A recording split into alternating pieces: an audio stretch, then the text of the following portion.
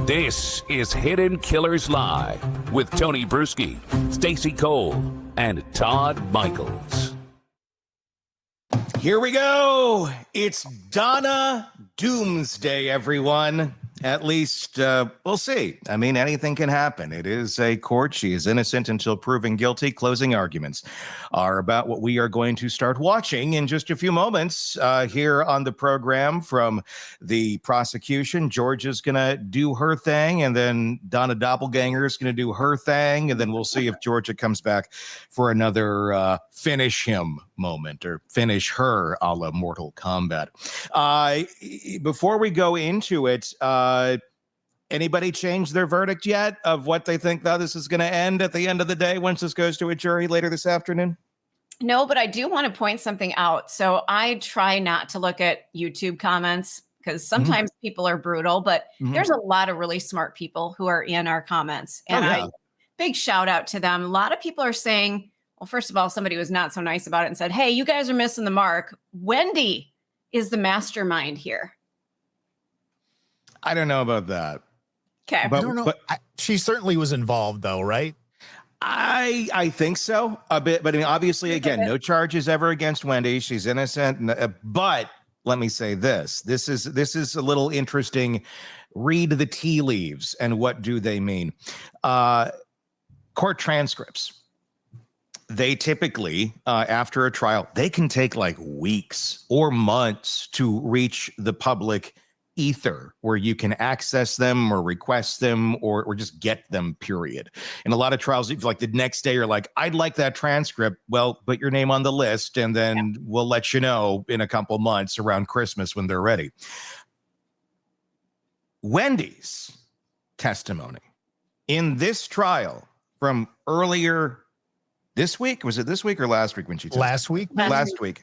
Last week. And the detective, I forget which one, but one of the detectives who also testified, those transcripts are available now. And just those two. Now, what would the reason be for such a release of this that early? Might it? I'm sure it's not for the public consumption. It's not for us to go, well, let's read about Wendy. We already have our transcript. We can just grab it. But you need to put those in legal-esque settings, in legal-esque document form, should they be need to have use in another legal scape, if you will, like, oh, I don't know, a grand jury. Yeah, I was just going to say, I smell a grand jury, don't you? Which, if they convene a grand jury, they will need that, and they're going to look at some of that testimony. And grand juries are very different than a normal trial. It's more like, what do you think? Do you kind of feel like she might be icky and she might have something to do with it? Yeah, okay. Guess what? Here comes charges. So, could be nothing. Or it could be somebody's about to be indicted. You know, they don't have that kind of time in that process to get her transcripts ready. They just don't. So there would have to be a reason. There's a purpose. Yeah. There's a reason, and I don't know what it is. And this is just speculation, but there's not a lot of other reasons. I mean, Harvey, maybe both, maybe one, maybe the other. I don't know. If I were Donna, I'd be taking that one-way ticket on that westbound train to see how far life can go. We're getting a group on here is what we're getting. We're going to get a 2-for-1. A family affair, if you will. I'd be going for that non-extradition country as quickly as I can.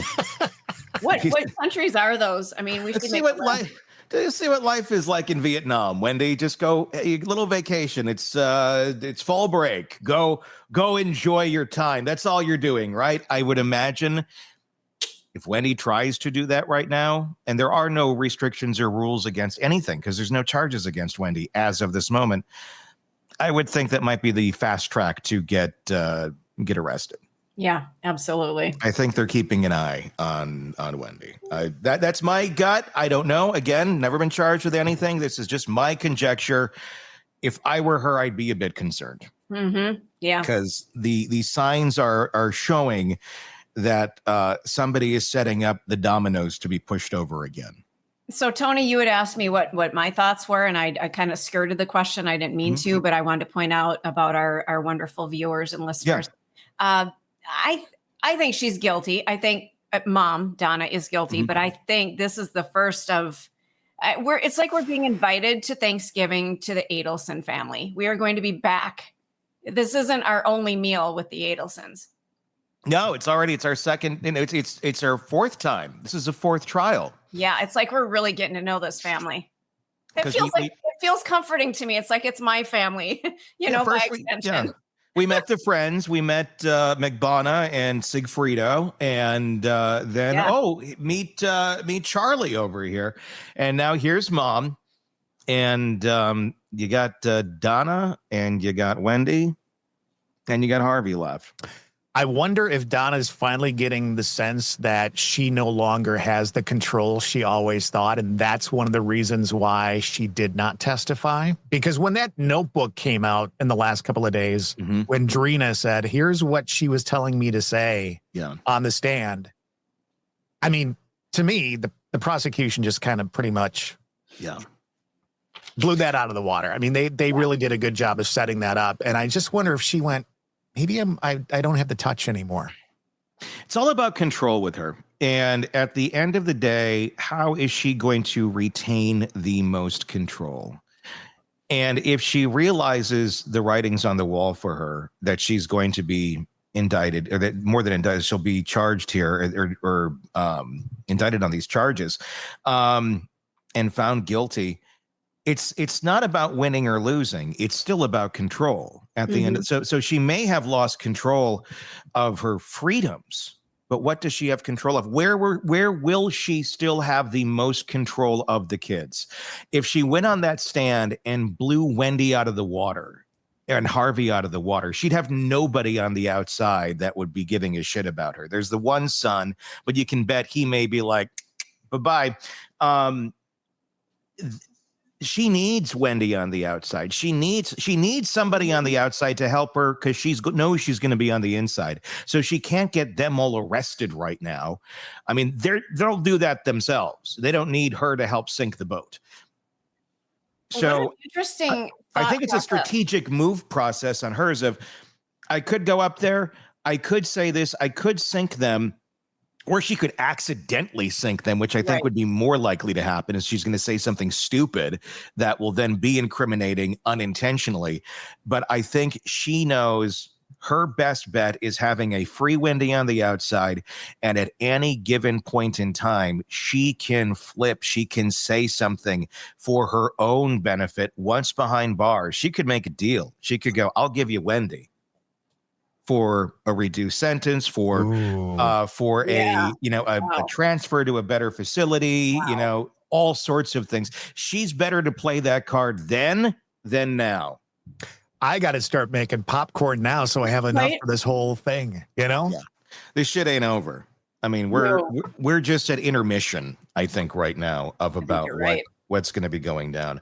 So there's a lot of interesting tea leaves in this case. Tell us what you guys think in the comments on social media, YouTube, X, Facebook, wherever you may be watching us live. We do this every single Monday through Friday, 10 a.m. to noon Central on YouTube, our Facebook channel, and on X, formerly known as Twitter, formerly known as the man known as Prince. So let's dive into this. This is the closing arguments today. We're going to let this play through. We may pause here and there. If anybody here wants to, you guys have anything you want to pause and make a comment on, just raise your hand, say something, and Todd will stop it, and we'll work through this. This is the beginning. We got a lot to get through. Let's start. Here's Georgia taking her place, closing out the trial of Donna Adelson. Well, this is Dan Markel. He's the victim in this case. A son, a brother, a colleague, a mentor, a professor, a friend, but most of all, a father, an Abba, a dad, a dedicated and loving father whose downfall was brought about by the fact that his number one priority was maximizing his time with those little boys in the wake of a bitter divorce from their mother. Defense called witnesses to come in here and give you an expert opinion that his divorce and the subsequent litigation was not contentious. Not contentious to whom? It was contentious to Dan Markel. It was contentious to Wendy Adelson. And it was contentious to this defendant. And then after telling you what a great guy Dan Markel was in opening statements, they called witnesses to tell you what a pain in the butt he was. And he was a pain in the butt to those people, those awful lawyers that can't even admit that divorces are emotionally charged. He was a pain in their butts. He was a pain in Wendy's butt, and he was a pain in Donna's butt. Why? Because this was his life we were talking about. Dan Markel was not a file on some lawyer's desk. He was a real person who cared passionately about every scrap of paper in that divorce file. He wasn't some bumbling idiot. He was a Harvard-educated law professor. And yeah, he was making it as difficult as possible for this defendant to get her non-negotiable, which just also happened to be Dan Markel's non-negotiable, those two little boys. You have learned about this conspiracy and how it has unraveled over the last 11 years since Dan Markel's death. The defendants in this case have all attempted to point fingers at each other. They have argued that the state's theory is right. It's right. You got it right. Spider-Man Everybody graphic. except for me. I didn't do it. Garcia's defense was that Charlie went directly to Rivera to arrange the hit on Dan Markel. Catherine Magbanua testified in her trial and said she had no knowledge of this murder. Charlie must have gone around her directly to Garcia. In Charlie's trial, he said Magbanua, Garcia, and Rivera all got together to kill Dan Markel without any direction from any Adelson family member. Each defendant characterized himself or herself as another victim in this case. A victim in this situation, a victim of their co-defendants, setting them up, or the appearance of evidence that seemed to implicate them but wasn't what it appeared to be. But despite their efforts to insulate themselves and to distance themselves from their co-conspirators, they made enough mistakes to get themselves caught and held accountable for their respective roles in this conspiracy.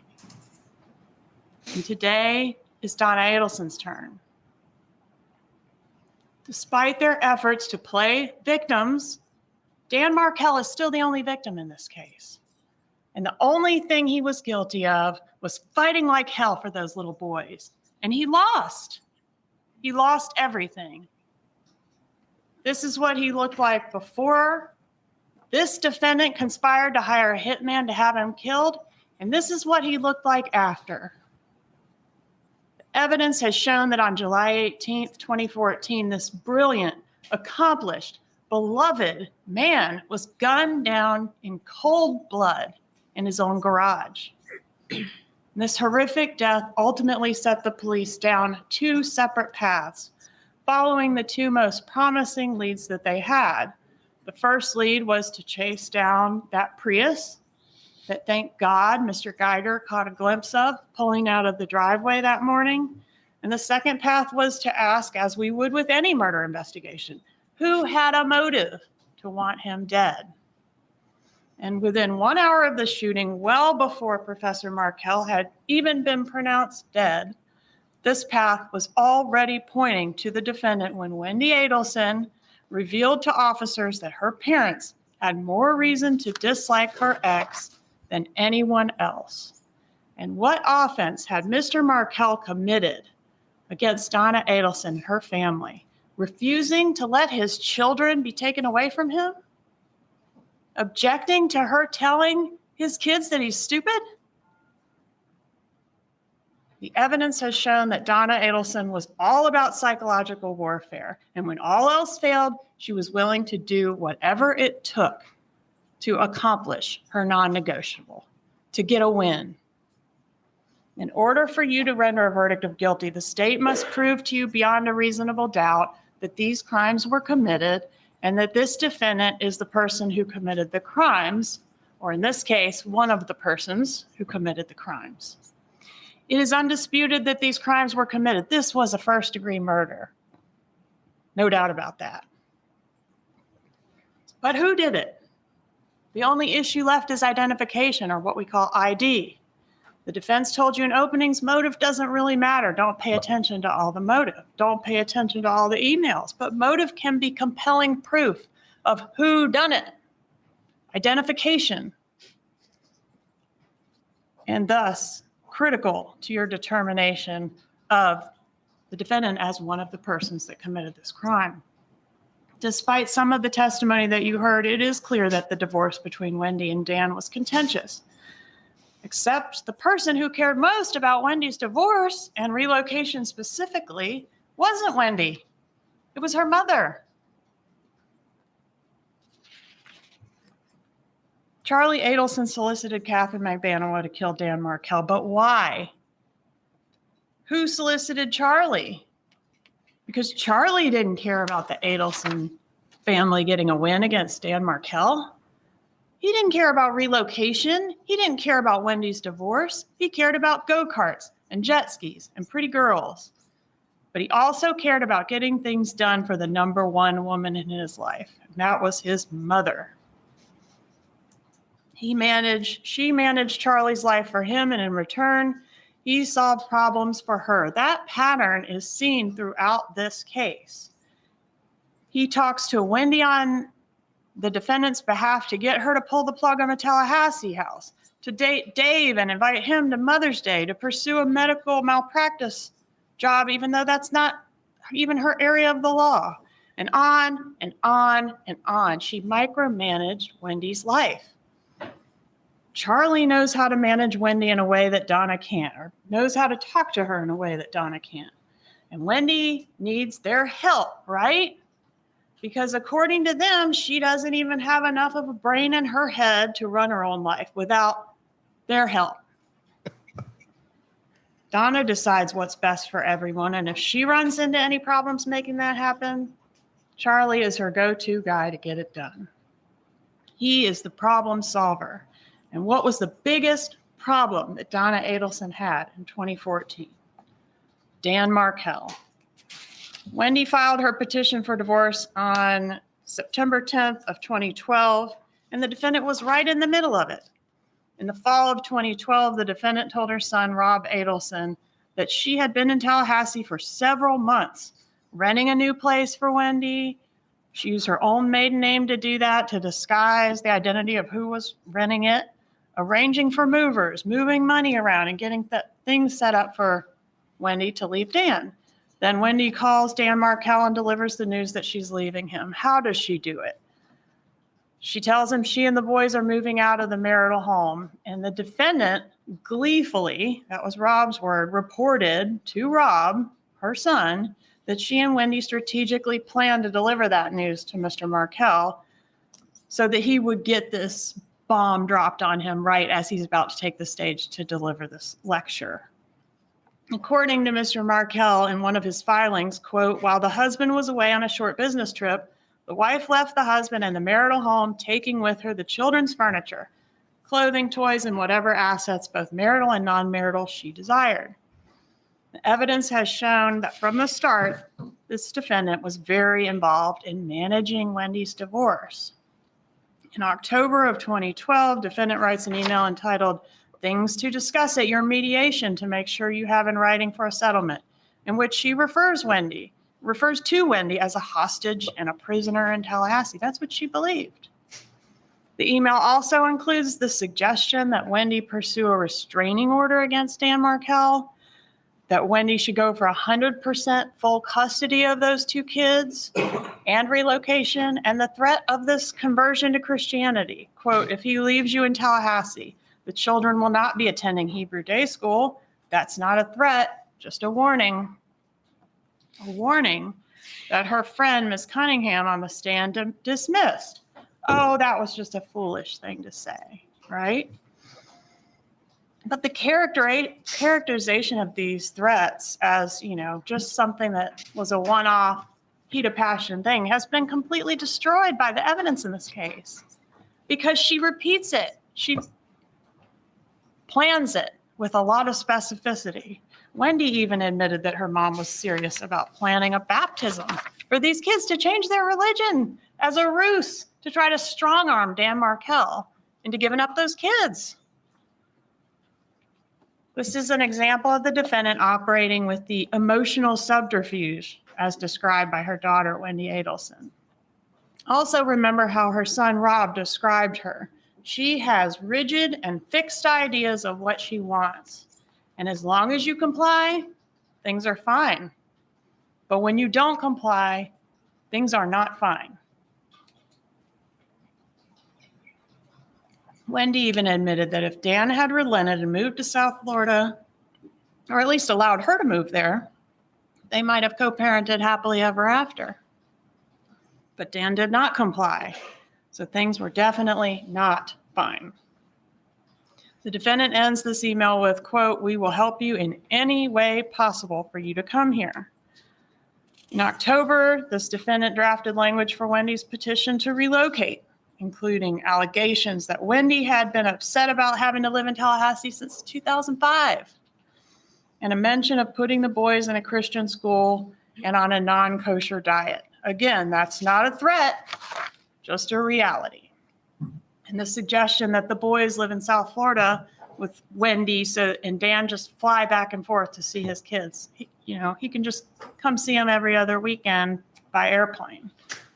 Doesn't that sound like an amicable, equal time sharing that the lawyers for the defense described was going on here?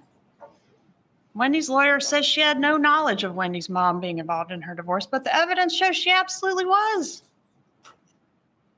Wendy sends the proposed petition for relocation from her lawyer to the defendant with a note that says, "Here it is, let's edit." And the defendant responds the next day with detailed feedback, including an argument that Dan Markel is incapable of taking care of his own children and that Wendy should seek 100% custody. Arguments which Wendy forwarded to her lawyer as her own.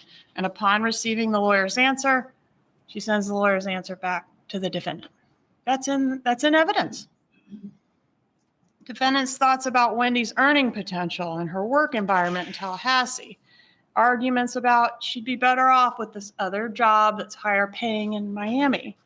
And defendant says she's been living in Tallahassee, that she, the defendant, has been living in Tallahassee since the petition was filed to help Wendy with the boys. In January of 2013, the defendant advises Wendy on her amended petition to relocate. And this is where the argument is raised about the job as a major bargaining chip in the divorce. The defendant writes here that Dan needs to know that there's no way in hell Wendy is going to stay at FSU. On January 14th, Wendy files an amended petition with request to relocate, which you can read and see. The petition contains many of the defendant's arguments. She couches this relocation in terms of not only important, but like a matter of life and death. Look at these quotes. "It will create a major negative change in our lives. It will ruin your entire life. The rest of all our lives. Mine, Dad's, and even Charlie's will be affected by how well she can perform and act before July 31st to try to get this relocation thing turned around." Donna has even started pre-screening men for Wendy to date in the Miami area. Oh my God. In February, Dan files his response to Wendy's motion to... Yeah, we can pause it. Oh, good grief. Is this not the pinnacle of the typical Jewish mother? And Pre-screening. Yeah, half of my family comes from that. So believe me, I'm speaking from experience. Yeah. The other half is Catholic. We have December is just a horrible month. But you're a mixed family. Oh, we're we're muggles all the way. Absolutely. But this is exactly what a Jewish mom does. 100%. And she is checking every box at the moment. But here's the thing. She's not Jewish. You're right. Oh my God. No, this is something that a narcissist mother does, regardless of your religion, regardless of whatever it may be. This is what a narcissist does. No, Markel's the one. Yes. Yeah. Wow. Okay, then I don't know what the hell's going on here. Yeah. No, that the picking of men. Wow. It's it's everything.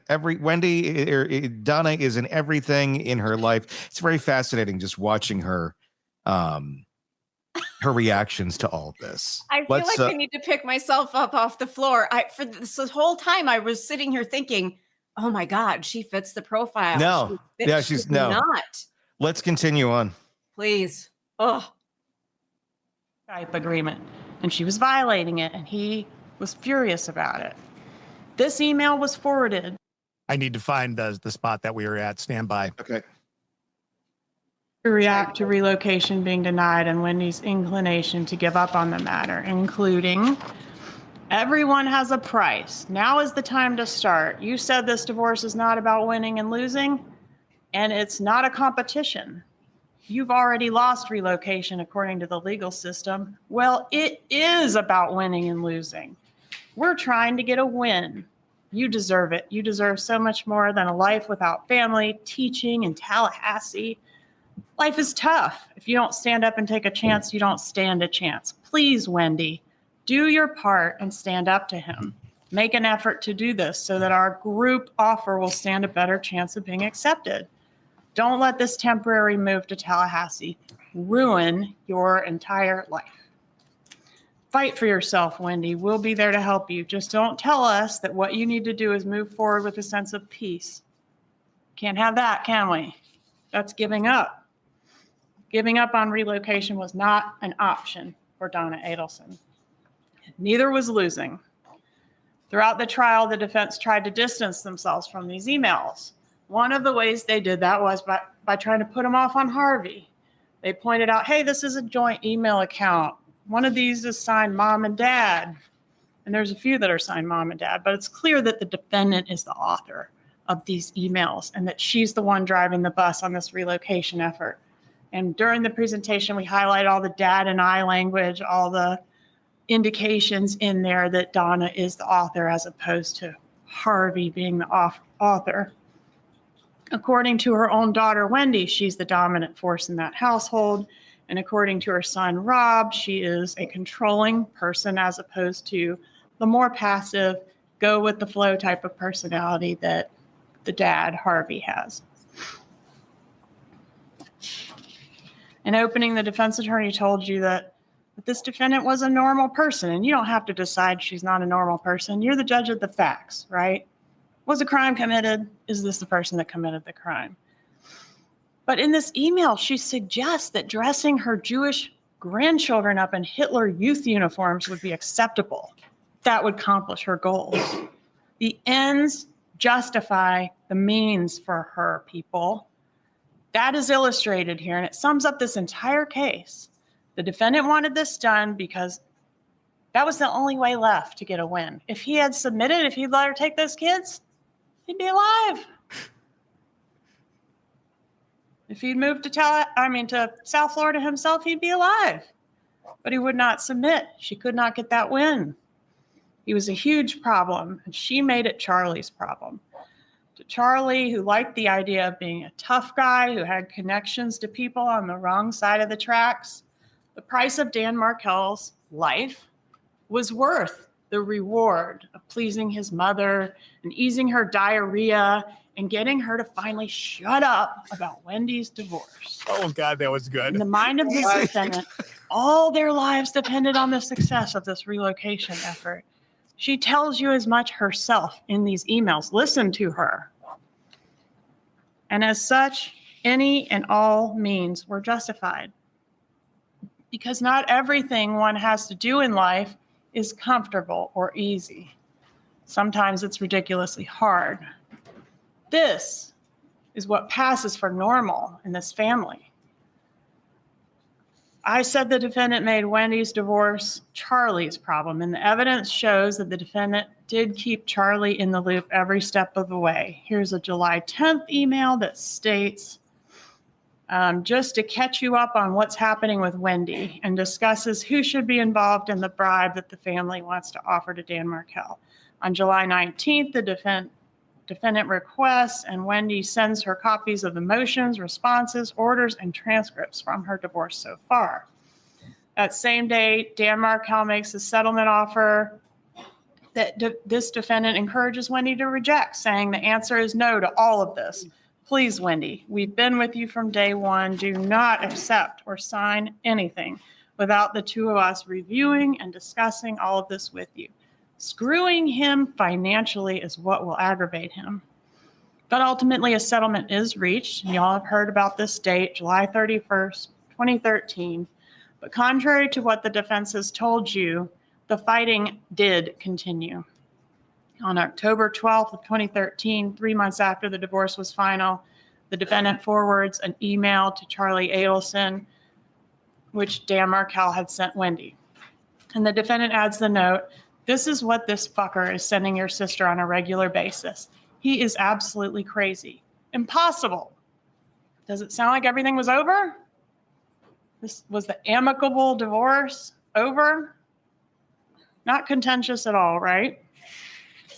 This is fall of 2013, the same time frame in which Wendy starts dating Jeff Lacoste and Charlie starts dating Catherine Magbanua. On October 13, 2013, the defendant texts Charlie Adelson, quote, "Horrible evening for your sister." The pattern of this defendant getting worked up about Wendy's divorce and then forwarding it on to Charlie is seen over and over again. Which brings us to Halloween 2013. Several important events in the case occur on Halloween 2013. One, Wendy officially takes Dan Markel back to court, filing her motion to enforce the marital settlement agreement. So she's alleging he violated it, and she's asking to hold him in contempt of court, alleging that he's not paid the agreed upon fees that he was supposed to pay by a certain deadline. Wendy backs out of the contract that she had signed to buy a house in Tallahassee on Halloween 2013.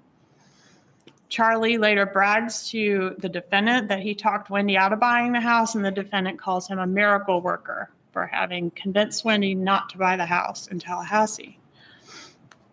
Also, Charlie meets up with Catherine Magbanua on Lincoln Road on Halloween 2013, the same day Wendy pulled the plug on the house, and broaches the subject with her for the first time of, "Hey, do you know anybody that I could hire to harm someone?" And she did. Charlie sends this picture of himself and Catherine Magbanua together to Wendy that night, October 31st, 2013. First night, he solicited Catherine Magbanua to be a part of a murder, or a part of what would become a murder. Mid-November, Jeff Lacoste meets the defendant for the first time. Remember Jeff? He was Wendy's boyfriend that testified. He said he would meet her 6 to 7 other times in addition to that first time during the course of his relationship with Wendy. Sometimes just in passing, picking Wendy up for a date. Other times more substantially, including taking the boys to the circus. And that becomes maybe important later. Meanwhile, the fighting continues into December. We're in December of 2013 by now. On December 16th, Dan Markel emails Wendy and the parenting coordinator that was assigned to help them try to navigate these issues about the defendant, Donna Adelson, disparaging him to his kids. In this email, he introduces what he calls a major issue. The headline on this concern is not buried, guys. Like he says, I'm introducing a major issue. He very plainly gives a preview of the grandma motion, which will ultimately be filed in March of the next year. And here he says that on November 8th, one of the boys announced at a Markel family dinner that grandma, referring to this defendant, says you're stupid. Grandma says you're stupid.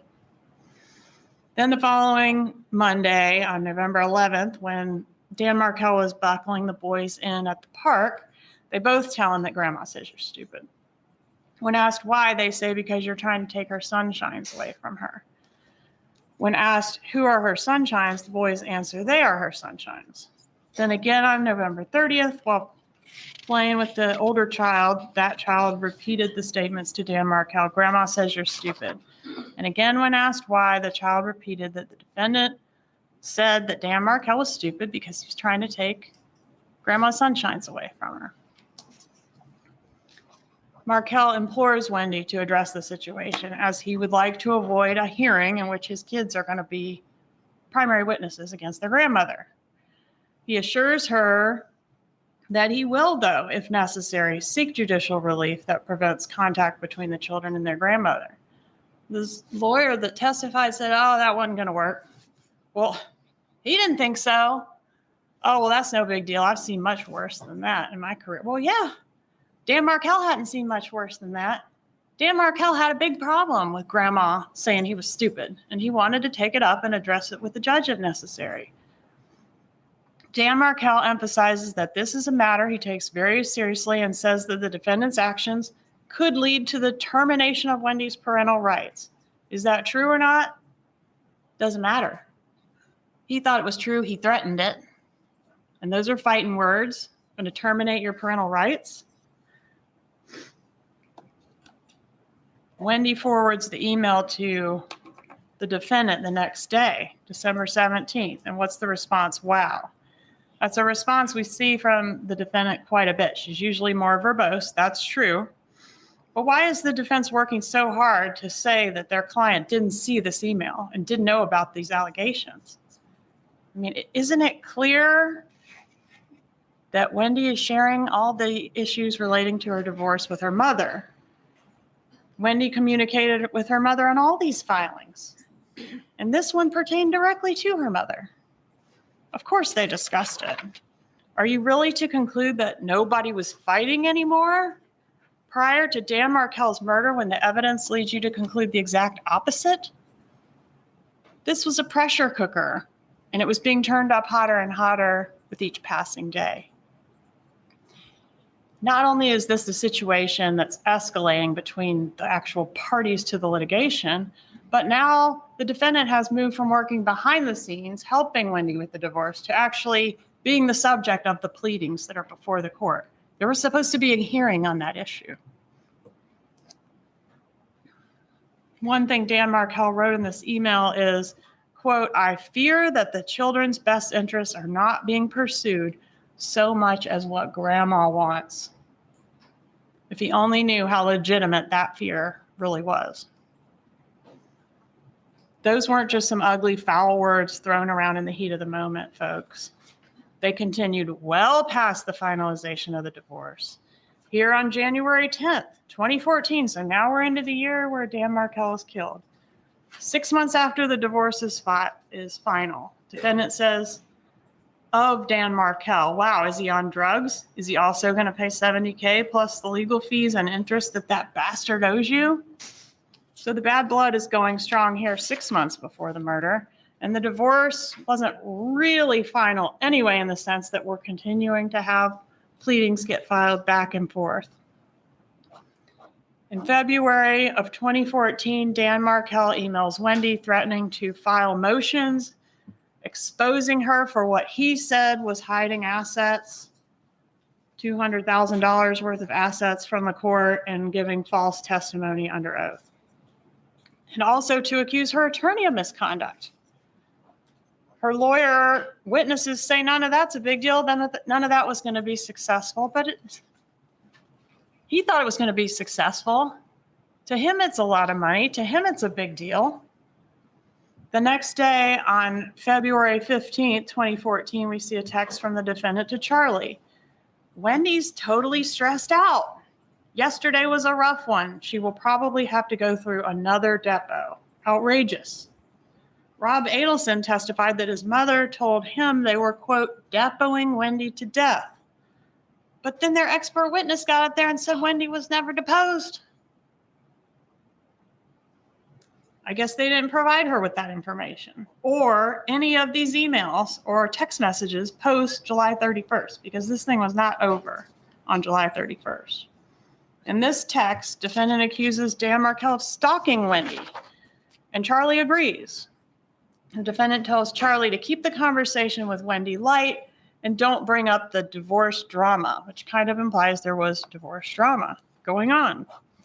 There's a sense in this email and elsewhere in the evidence that defendant and Charlie have to tiptoe around Wendy, like she's this damsel in distress that needs the two of them to step in and help her handle her business.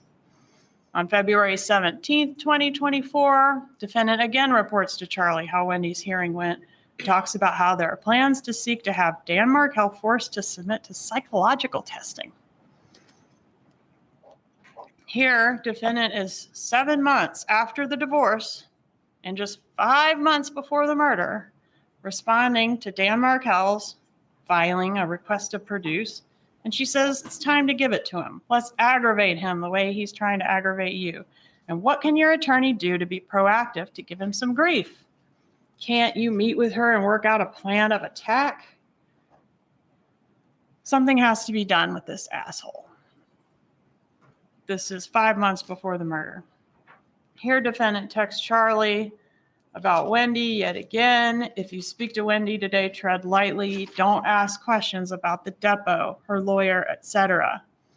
Tough time, and she's really stressed out. The asshole showed up at soccer yesterday, and she goes into a story about, he showed up at soccer and they got into it. And then she ends with such a fucker. Super amicable. Then we have this text on March 4th, switching gears. This is about the birthday gift. Defendant texts Charlie that she's going to call him from the bathroom in Gainesville where she can have some privacy. Please pick up because I will have very limited alone time today. Erase this text after you read it. Then the defendant says, we'll speak privately about Dad's birthday gift. So erase after reading. You might think, well, maybe she was just trying to keep the birthday gift a surprise, but why does Charlie need to erase it? Harvey's not with Charlie, Harvey's with Donna. And according to Rob, there were no birthday gifts for Harvey unless the murder was supposed to be the birthday gift. Plus, in the text, Donna wants Charlie to delete after reading the text that doesn't mention the birthday. She doesn't say anything about deleting the one that does mention the birthday. Rob Adelson was present at the birthday party, which did take place between the two trips that the hitmen took to Tallahassee. And there were no birthday gifts, according to him. The defense suggests that the friends coming to the party was part of the surprise, but then they also suggest that Harvey sent the Evite, so I don't think they can have it both ways. You can't send the invitations and be surprised by the friends. The next week, love her. Jeff Lacoste, Wendy Adelson, Catherine Magbano, and Charlie Adelson all go out to dinner. That's the first meeting between Wendy and Jeff and Catherine Magbano. At dinner, Magbano mentions her ex having several run-ins with law enforcement. That stuck out to Mr. Lacoste. After dinner in the hot tub, Charlie bragged about having connections to people on the wrong side of the tracks. Notable in the same time frame, March 21st, 2014, the defendant signs a lease on a condo in South Beach, a condo where Wendy, after Dan's killed, would move in with her kids. They say, oh, that was a weekend place, so it's pretty convenient timing. You just happen to get this other house and have it set up for Wendy to move into after her ex-husband's murdered, and she's able to relocate. 3/26/14, this is when Dan Markel officially files the grandma motion, which takes aim at the defendant, raising more allegations about failure to comply with the Skype thing, Wendy leaving the boys with her parents rather than giving him the right of first refusal. And he says, by flouting the right of first refusal, the former wife creates conditions for Mr. Markel to be disparaged in the presence of the children by their maternal grandmother. Dan Markel then alleges all the same allegations about the defendant disparaging him to the kids that he outlined in that previous email in December. Contrary to what the defense said in court, in his prayer for relief, the remedy Markel was seeking was to have the court order this defendant to have no contact with those boys unless she was supervised, because he didn't want her disparaging him to the boys, and because it was a violation of the right of first refusal, in his opinion, for Wendy to leave the boys all the time with her mom and not give him a chance to have them if Wendy wasn't going to keep them. How do you think Donna took this information? She refers to those kids as hers. She was the one sacrificing her time at the office to be up here in Tallahassee doing for those boys. She had invested so much of her own time in this fight against Dan Markel to try to get a win for the family. And after all that investment in those kids and all the money spent on the attorneys and all that time spent at the kitchen table working on those divorce filings, Donna Adelson was losing. The boys and Wendy were stuck in Tallahassee. Wendy wasn't working at the law firm in South Florida, raking in a bunch of money and dating some new guy that she pre-screened for her. And Grandma's sunshines weren't in South Florida. That's where they belonged. That's what was best for them. They had lost in court. Wendy wouldn't comply with Donna's plan of action, and Dan Markel apparently wouldn't take a bribe or be strong-armed to allow his kids to come to South Florida. But as it turns out, Jibbers still had not beaten the Adelson family, because there was still another option, the option of hiring the hitman. Charlie joked about hiring a hitman, but he had also been actively pursuing that option at least since Halloween of 2013. Over the last several months, Charlie had several conversations with Catherine McBanoa about this job, which started as a request to harm and then eventually revealed itself as a murder for hire. Recall that McBanoa said that often when she and Charlie would discuss the murder and the pressing need to get it done, he would emphasize to her that the toll that Wendy's situation was taking on his parents emotionally and physically, as they were stressed to the point of being physically ill. So he would often tell her that's the motive. That's why we need to get this done. It's like stressing out my mom. On May 16th, 2014, 2 months before the murder, Wendy was added as a resident to that condo in South Florida. On May 30th, 2014, Donna sends Charlie the text, quote, "Horrible morning with Danny. Tough conversation with her." This text was sent less than 2 months before the murder. The drama is continuing. Everyone's still fighting. It's contentious. Prior to the June trip, Charlie had prepared an envelope containing the murder instructions. He told Catherine McBanoa that he used gloves when handling the paperwork inside, that he printed it not on any printer that can be connected to him, and that she was not to touch the contents of what was inside. She was to deliver the envelope to Sigfredo Garcia. She followed these instructions. In early June, she came back to Charlie asking for travel expenses for the hitman. She got a couple $100 to give them to rent a car to come up here. They came. Well, let's back up just a little bit. They rented the car June 2nd, 2014. McBanoa drops Garcia off at the rental car place, and then McBanoa calls Charlie on the way home from the rental car place. And you saw the evidence of this in Sergeant Corbett's presentation.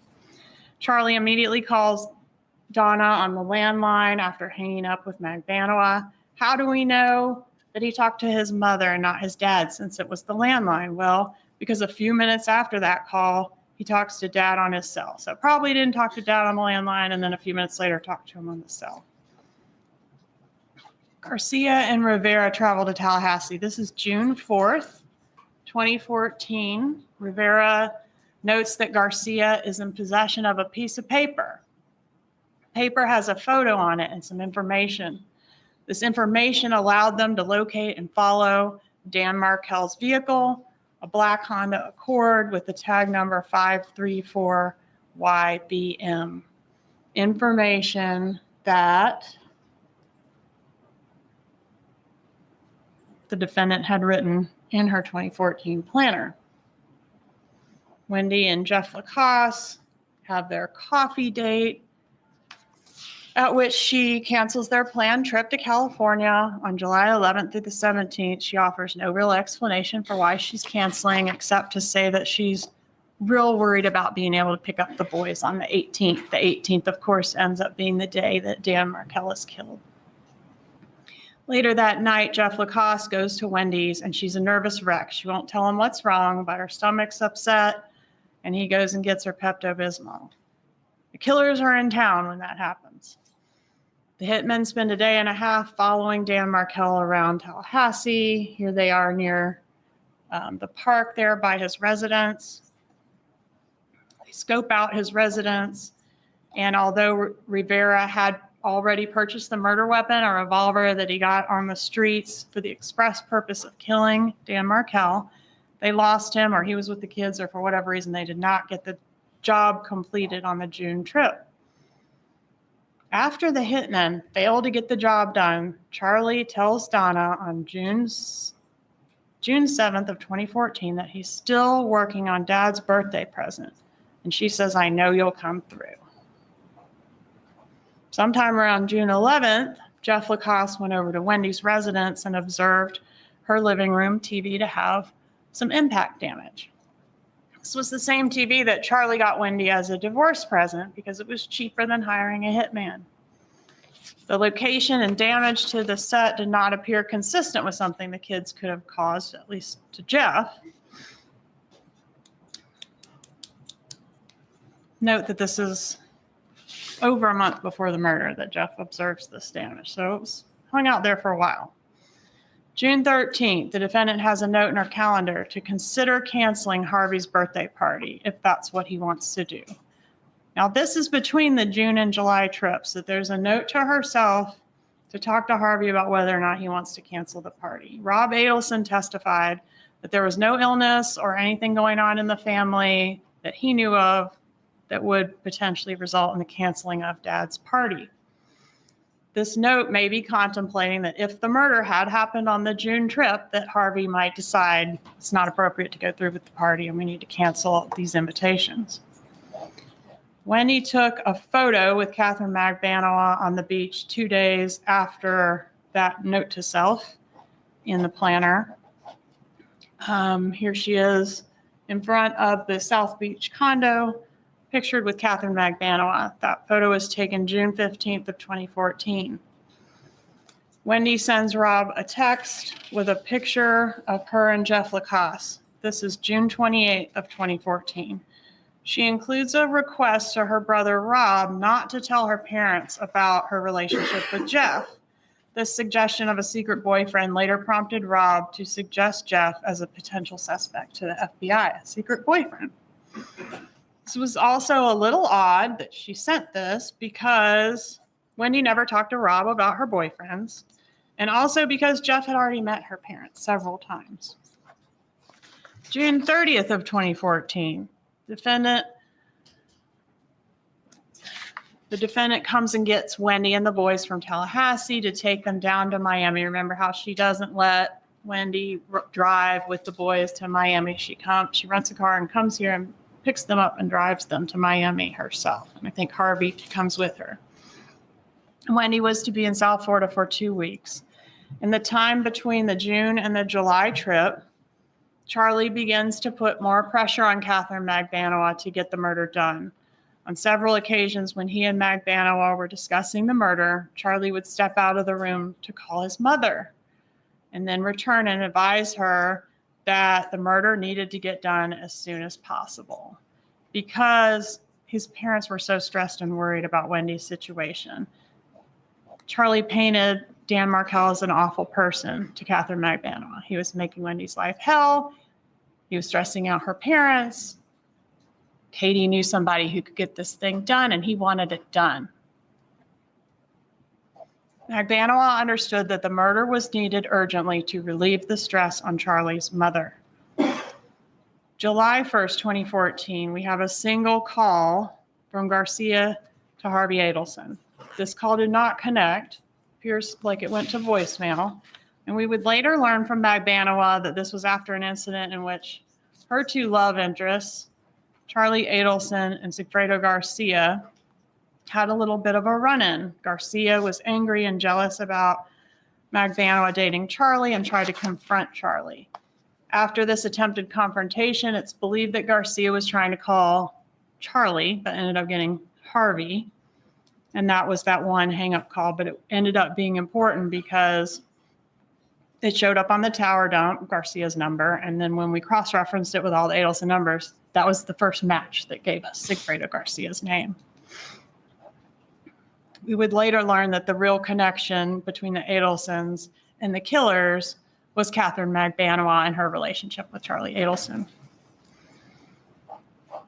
The text messages found in Charlie's iCloud corroborate what Magbanua says about the interactions and the call made the day before. So here she's saying, basically, Garcia's being ridiculous and childish. Harvey's birthday evite goes out on July 3rd of 2014. The evite addresses the boys by the last name Adelson. Their name was Markel. This is 2 weeks before the murder of Dan Markel. Even though the evite says hosted by Donna and the party was for Harvey, the defense has suggested that it was Harvey and not Donna that sent the evites. The evidence showed otherwise, and Corbett told you there was some follow-up with the evite people. She sent that email. A text is sent from Wendy's phone to Dan Markel on July 6th of 2014. At the time this text was sent, the phone was present at the South Beach condo where the defendant lived. Dan Markel confirms, yes, I'm going to be in town to get murdered, not specifically, but he's asked, are you going to be in town July 14th through the 18th? Those are the dates the killers were here. And this, despite the fact that the schedule for that week had already been decided way before this text. And Wendy was already scheduled to have the boys on that Wednesday, which is what she's asking about. Oh, Wendy, they're coming. She doesn't ask about the whole week that he's got the kids. She only asks about the 14th through the 18th. And I think the killers ended up going to Tallahassee on the 15th through the 18th. Obviously, Dan Markel was killed on the 18th. July 11th, 2014, the defendant comes back to Tallahassee to bring Wendy and the boys home. Okay, so bringing her home from the Harvey birthday party. That same day, both Harvey Adelson and the defendant separately, 8 minutes apart, email Wendy Adelson about her TV repair appointment that's going to happen on the day of the murder. July 13th, Wendy and Lacasse meet at Wendy's house, and she's an emotional wreck again for no apparent reason. Lacasse impeached her regarding some statements that she made during a discussion of their relationship that evening in the context of, you know, you got to get past this moving to Miami thing. I mean, you're not going to be able to move to Miami. And she says, you know, yeah, it's not an issue unless something happens to Dan. And she says, can I tell you something in confidence? And she makes the chilling statement at that time that her brother, besides joking about hiring a hitman because it was buying a TV because it was cheaper than hiring a hitman, he also, in fact, had looked into hiring a hitman to kill Dan Markel. This conversation occurred just 5 days before the murder. July 15th, the Prius is rented. July 16th, Rivera and Garcia traveled to Tallahassee. July 17th, Rivera and Garcia follow Dan Markel around Tallahassee. July 18th, murder day. You guys okay? Anybody need a break? Okay. July 18th, 8:11 a.m., the defendant texts Wendy about the TV repair appointment.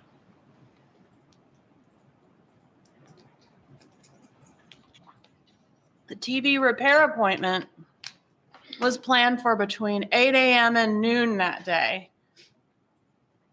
And she says, they are on their way over now to help you with the TV sets in your living room. In case she didn't know which TV set it was.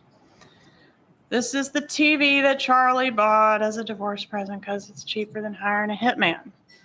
Could it be a coincidence that this TV is also the alibi for Wendy on the day of the murder? Donna seems to be sighing an awful lot. Yeah, he's been murdered by a hitman. And then, as we know, the defendant later uses TV as code when she's speaking on those wiretap calls. 8:20 a.m., Wendy texts Charlie, "This is so sweet." We don't know what it means, but she's texted him that, and then she deleted it sometime between the time it was sent, 8:20 a.m., and the time that her phone was cell-brighted or downloaded at the police station later that day. 9:04 a.m., Dan Markel leaves a voicemail for Wendy telling her he's headed to the gym and wants to know if it's okay for him to pick up the boys early and take them swimming that afternoon. Wendy says no, he cannot take the boys swimming after school that day. Meanwhile, what's going on across town? The Prius is following Dan Markel into the gym parking lot. There it is at 9:16 a.m. 9:19 a.m. to 9:37 a.m., Charlie and Wendy talk for 18 minutes. Wendy and Dan argue back and forth a bit about him wanting to take the boys swimming, but after getting off the phone with Charlie, Wendy concedes the argument with Dan and says, "Okay, you can pick them up and bring them back to me when you're done swimming." But of course, the swimming plan didn't happen because Dan Markel was killed. 10:38 a.m., the Prius follows Mr. Markel out of the gym parking lot. 10:45 a.m., Mr. Markel is shot twice in the head, in his vehicle, in his garage. 10:51, the Prius is captured, fleeing the scene on a city bus camera. 11:01, Mr. Geiger calls 911. 11:15, law enforcement arrives at the scene and sets up a perimeter. Dan Markel is rushed to the hospital. He's treated, but the damage is catastrophic. It's not survivable. And he passes away about 14 hours later. 12:30, the hitmen, now headed back south, turn their phones on. They had turned them off for the homicide. They turn them back on. The first phone call that either one of them makes is Sigfredo Garcia to Catherine Magbanowa. They want their money. Where is Magbanowa getting the money? From Charlie. 12:45. So while the killers are calling Magbanowa and heading south, Wendy goes out of her way to visit the crime scene, encounters a roadblock and crime scene tape.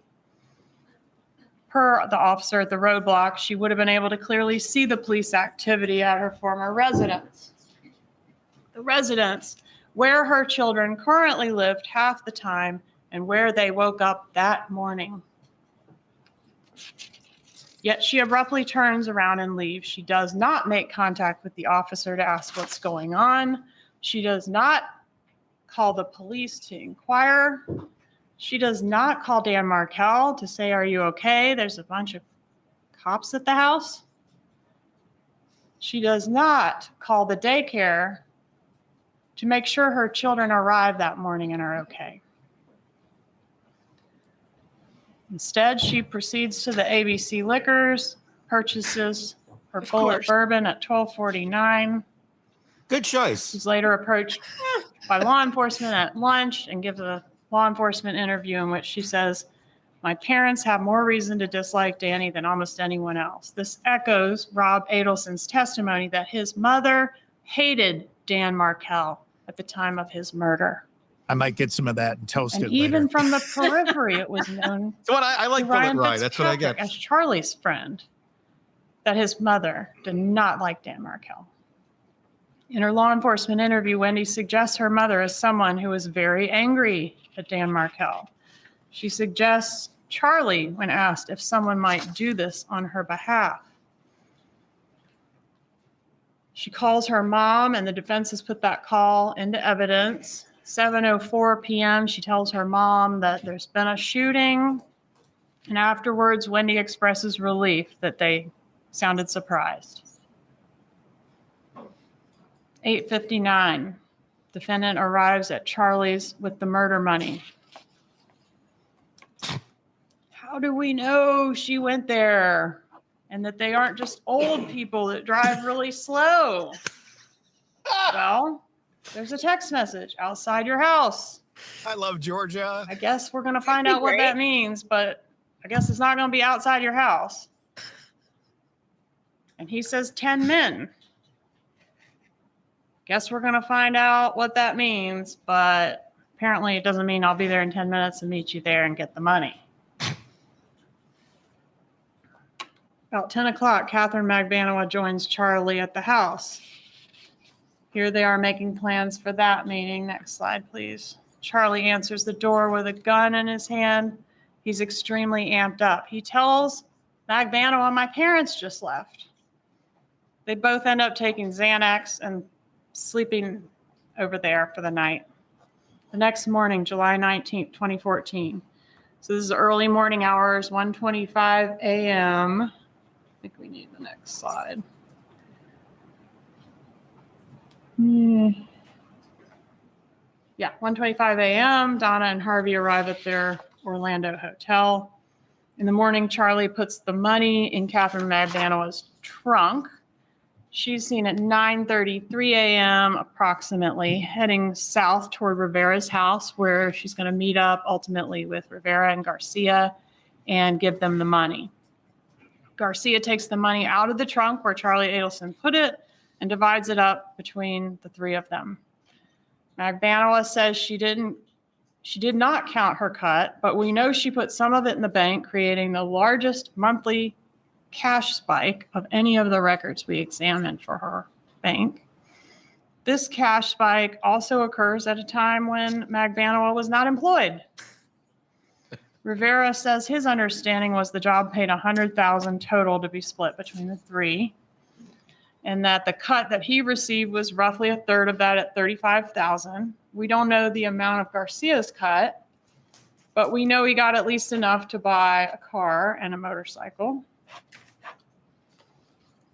All right, so July 20th, the defendant and Harvey Adelson take Wendy and the boys back to South Florida. 2 days after, not even 48 hours after Dan Markel is shot. They're gone.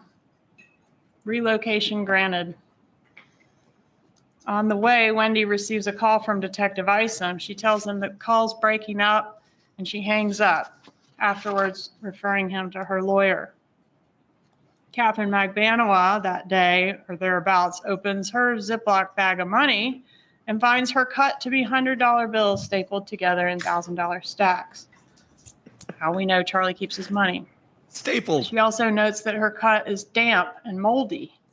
She mentions this to Charlie, and he tells her that his mother washed the money. Like laundered, like washed. Rob Adelson gets a call from Donna Adelson advising him not to talk to the FBI. What? Rob Adelson gets a call from this defendant advising him not to talk to the FBI, just in case they call. He says, well, I already did. She says, well, you don't know anything anyway, and hangs up. July 24th, 2014, Dan Markel was laid to rest in Canada. His children were not in attendance. August of 2014, the defendant registers the older child for flag football under the last name Adelson. His name is Markel. This is 1 month after their father was killed, and already he's being erased from their lives. Within 1 year, their names would be legally changed to Adelson.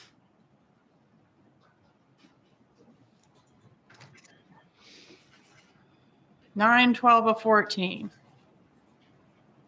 The defendant refers to the younger child by the last name Adelson. 9/17/14.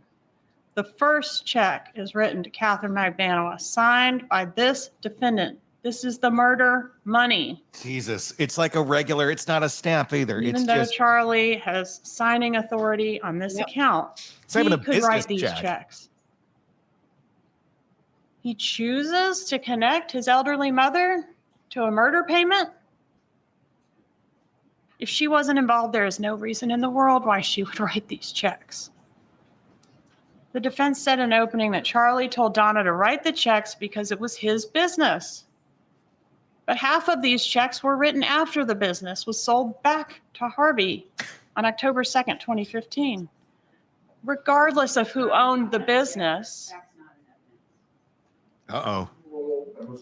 You are to rely on your memory of the evidence in this case. You guys proceed. Thank you, Judge. And regardless of who owned the business at the time, all the Adelsons had an interest in the Adelson Institute. All three of them had signing authority on that checkbook. But the defendant is the one that wrote that check. September 17, 2014, and the 43 checks that followed. Is that consistent with what we've heard? That she would just write the checks and not ask any questions? We've heard that she is assertive. She's controlling. She's a details person. She ran that business and those people's lives. She ran a tight ship. We've seen her weekly planners where she plans out every detail of her own life, making meticulous notes. She kept detailed information about Dan Markel and lots of other things. Rob Adelson testified that she's not the type of person who's just going to do something someone tells her to do. She's going to be asking questions. And we heard that Charlie testified that he told his mother about extortion. He says he was being extorted, right?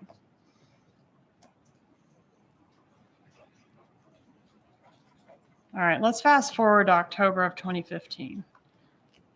Charlie's had a couple girlfriends since the murder and is now dating June Mchinda. Remember her? June, one of Charlie's girlfriends that testified, she said they were enjoying a fairy tale relationship in October of 15.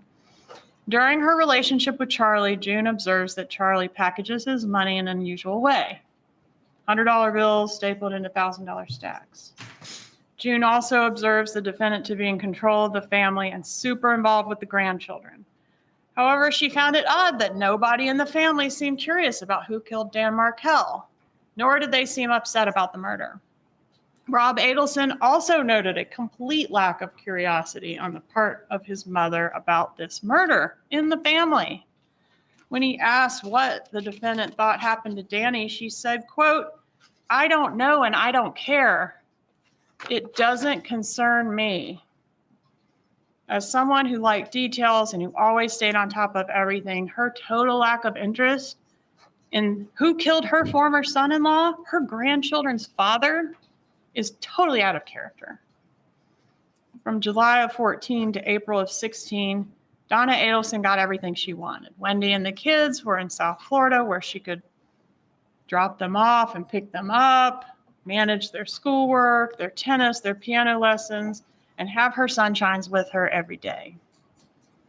All the while, she's steady paying for the murder of their father. Everyone is living their best life, thinking they've gotten away with murder until the bump. Everything changed on April 19th, 2016, when the bump occurred. The undercover approaches Donna and hands her a piece of paper. The most human reaction in the world is to look at the paper. Uh-oh.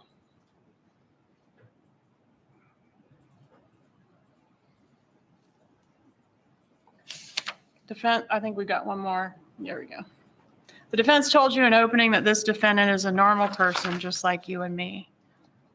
There is nothing normal about the way she conducts herself in the minutes, hours, and days after the undercover approaches her with that paper.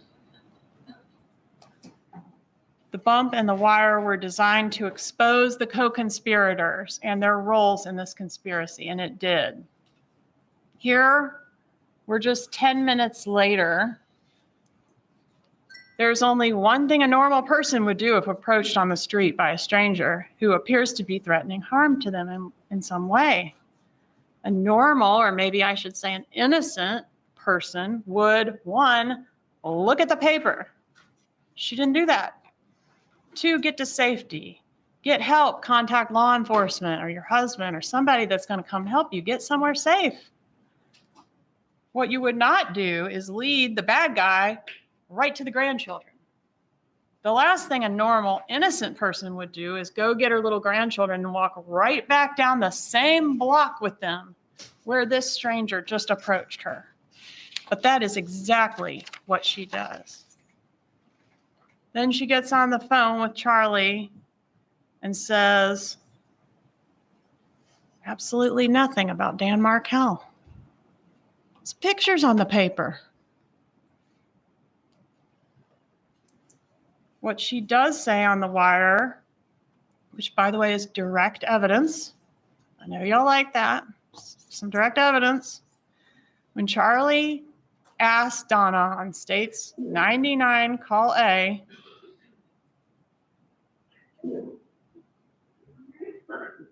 Does it call me or other people? Well. What's that?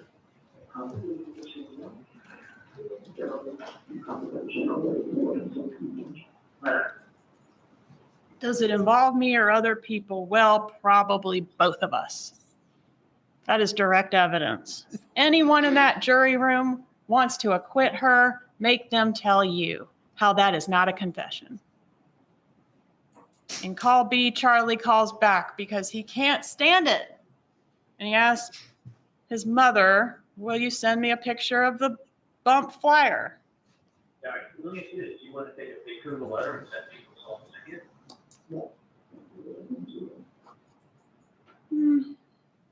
No, I don't want to do that. Well, why not? Why not? Normal, nice little old lady who knows nothing about this murder and has nothing to do with it. If Charlie's the one making you write the checks and Charlie's the one that knows something about it, send him a picture of it. He's asking for it. She doesn't want to do that. Why not? Call C, Charlie calls back to say,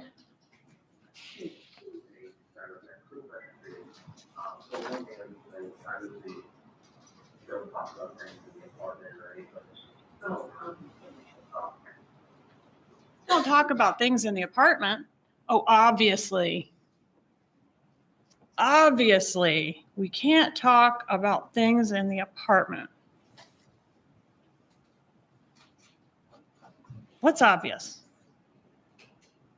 Is it obvious to you? What is it? How do you pass it to the actual?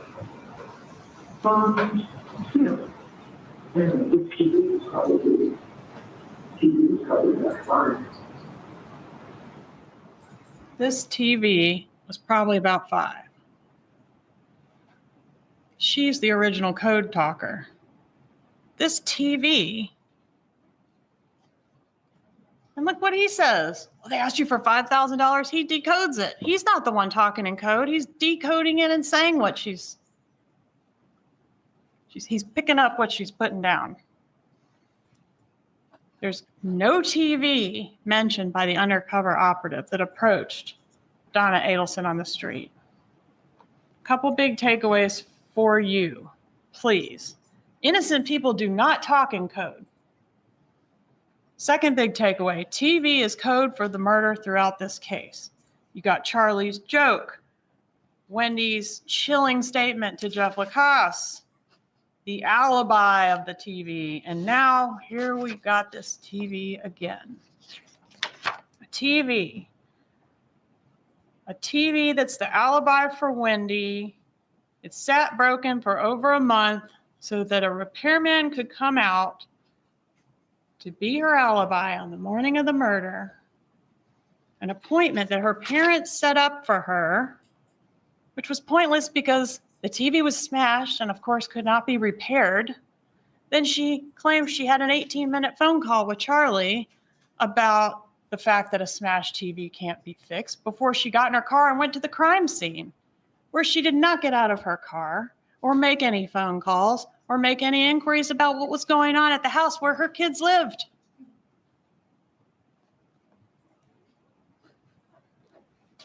Then Donna says that the undercover mentioned an ex-girlfriend. Yeah.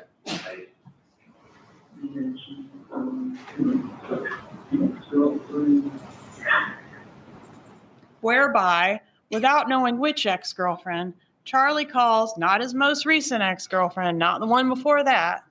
He only calls one, Catherine Magbanua, because that's the only one he did a murder with.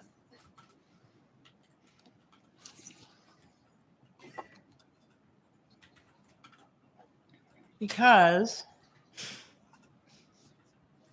he probably did have a general idea what his mother was talking about. When Charlie brings up going to the police, his mother says, that's not a good idea. Why not?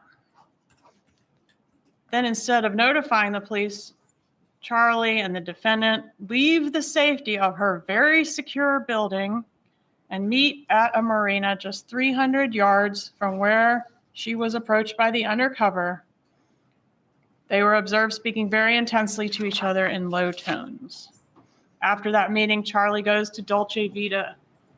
This is the restaurant where he meets up with Catherine Magbanua, and we are able to capture some of that conversation that was had there. In that recording, we hear Charlie make statements that are not only incriminating, but that also are totally inconsistent with the defense that he would later offer at trial. Pause on the wiretap here for a moment just to go to what his defense was and what we've learned about that defense. I told you earlier that he said that Magbanua, Garcia, and Rivera acted alone. They just came to Tallahassee and killed Dan Markel, kind of in the hopes that they would get paid. There are several pieces of evidence that Charlie had to explain, and he designed a defense that he thought would do that. First, he had to explain that he's got this close connection between his girlfriend and the hitman. So the obvious defense there is, she heard me griping about Markel and she thought she was doing me a favor, so she did it on her own. Well, the problem with that is normally you're not going to have your extortionist spend the night with you. You're not going to have the woman that has murdered your former brother-in-law spend the night with you. You're not going to inquire about her plans to go to the pool the next morning if she's, just murdered your ex-brother-in-law. So to explain these messages, he testified that he did not believe she was a part of it. She wasn't one of the extortionists. I was extorted by the killers. I had nothing to do with it. No one in my family had anything to do with it. But I thought that Magbanua was just a victim of the hitmen too. She was a go-between for them. She was protecting him from them. All the money he and his mom were paying her, cash and checks, were going to the hitmen, not for the benefit of Catherine Magbanua. Even the checks that were being deposited into her bank account, he said he believed she was taking out and giving the money to the killers. It was just funneling through her account so she could get insurance for her kids. So Charlie testified that he had previously mentioned to Magbanua the $1 million offer that his family was going to give Dan Markel, and from that she deduced, he's got a bunch of money. So she ran her mouth to her associates, and her associates took it upon themselves somehow to figure out who Dan Markel is and where he was and kill him on their own. Per Charlie, it was Katie alone that came to him on the night of the murder and demanded money on behalf of the hitmen, with the threat that if he didn't pay, they would kill him or other members of his family. Since he didn't have that much money, Magbanua then negotiated a layaway plan with the hitmen for him to pay her monthly. Good Lord. To go toward this amount of money that the hitmen were demanding. He agreed. He opened up his safe, not at gunpoint or anything, and gave her all the money that was in there. And because she needed to show proof of employment to get insurance, that's why that money was funneling through her account. It was all for the extortionists. The problem for Charlie with that was that he had already agreed to put Magbanua on the payroll between the two trips. You see here in June, he hadn't done it yet, but he says, no problem. Okay, so he'd already agreed to do it before she allegedly extorted him. Even though he had signing authority It's this defendant that wrote those 44 checks. So if he's being extorted, why doesn't he write the checks? It's this extortion theory that we're saying that the defendant adopted when she heard Charlie's testimony and texted everyone she knew that what he just said on the witness stand was the truth. There's a concept in the law known as adoptive admissions. That's when one party makes a statement and the statement is adopted as the truth by another person. So when Charlie says in those first couple wire calls, if there's a threat, you go to the police, it's of interest that Donna doesn't say, what do you mean if there's a threat? We've been extorted for 2 years. There's been a threat for 2 years. Charlie did tell his best friend, Ryan Fitzpatrick, about the bump. So what I want to highlight here is the difference between their conduct during this like alleged extortion that was going on for 2 years versus the way they act after the bump, which we know was a ruse, but was supposed to be like a blackmail effort. So Charlie tells Ryan Fitzpatrick about the bump. He also tells him about the confrontation with Garcia in the roadway on July 1st, 2014. But he never previously confided in Ryan Fitzpatrick about, even though it's his best friend, about being extorted for 2 years by this girlfriend of his or her associates. Ryan also noted a major change in Charlie's demeanor around the time of the bump. He was displaying a level of stress and anxiety that was not present before the bump, evidencing that his story about being extorted the whole time is false. June Mchinda noticed these changes in Charlie's behavior as well, but she also noted a major change in this defendant's demeanor after the bump.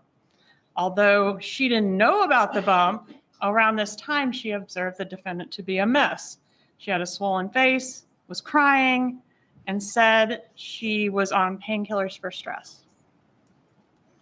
On the balcony of the Icon, which I'm not sure this is the right balcony, but some high rise, the defendant told June Mchinda she felt Danny was haunting her from the grave. Why would she make that statement unless she felt guilty about having wronged Dan Markel? So keeping that all in mind, let's see if the other evidence in the case makes sense with this Charlie version of events that this defendant has adopted. Starting with his statements to Catherine Magbanua at the Dolce Vita restaurant. Charlie says to Catherine Magbanua, if they had evidence, we'd have already gone to the airport. Even if they bug your phone, you're still not talking about any of this.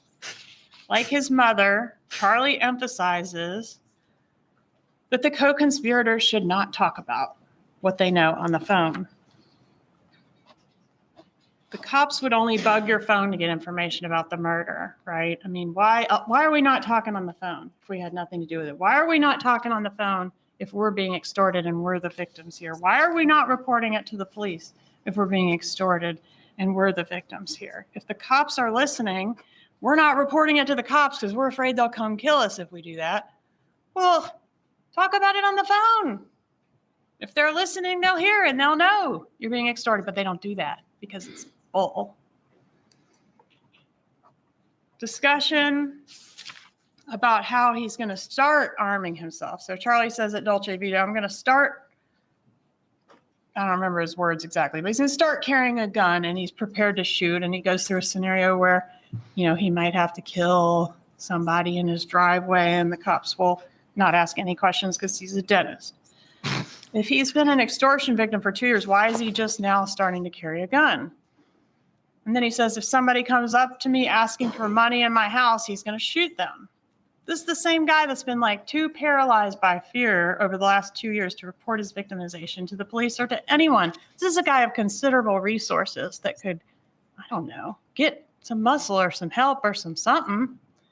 Not just roll over and open his safe and give all his money to some girl that's not even armed. This is a tough guy that would never tolerate somebody coming up to him at his house and asking for money. But he's talking to the woman who supposedly did that exact thing, came into his house and asked him for money. He doesn't mention, well, I gave you the money, but I'm not giving this guy any money. You know, it's like they don't mention this extortion. So you see the problem. But This defendant doesn't see the problem. She says that that's the truth. The truth is out. Thank goodness. The truth is out after we remained silent for so long.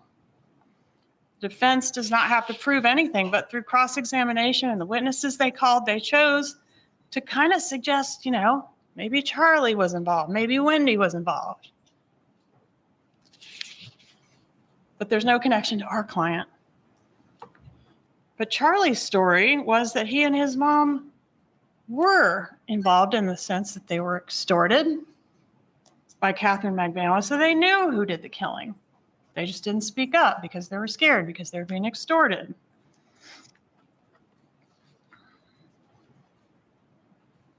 Donna Adelson calls Charlie's story the truth when it suits her to support her son and proclaim his innocence during his trial, but now she kind of wants to distance herself from that because it's ridiculous story. It's not the truth. The truth wasn't out. Don't let her distance herself. She adopted that statement as the truth. She stuck with it. There's a practice. Uh-oh. Looks like we have some objection here from Donna's doppelganger. I'll take you to the jury room. They're requesting to approach the bench. It looks like the jury might be sent out for a moment. Uh-oh. Donna is looking a little shaken. A little tense.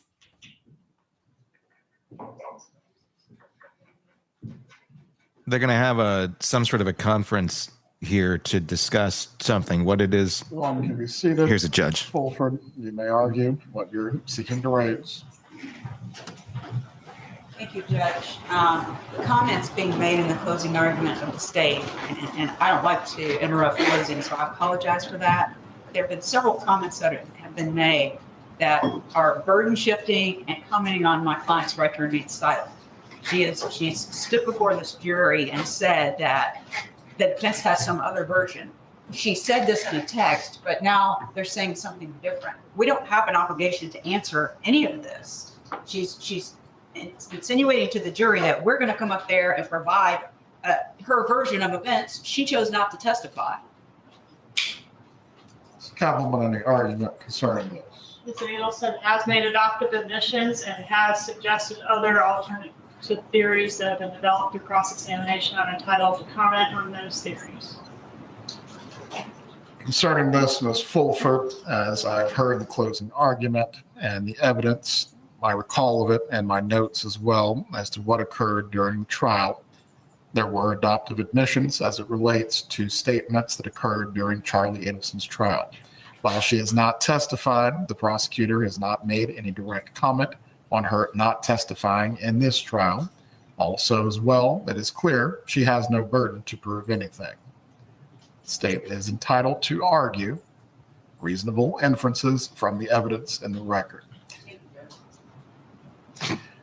We'll take a break at this time. If the defendant needs to use the restroom, bailiffs, please take her. If anyone else needs to, please stretch your legs or use the restroom at this point as well. Ms. Cappleman, on my clock, you have 35 minutes remaining.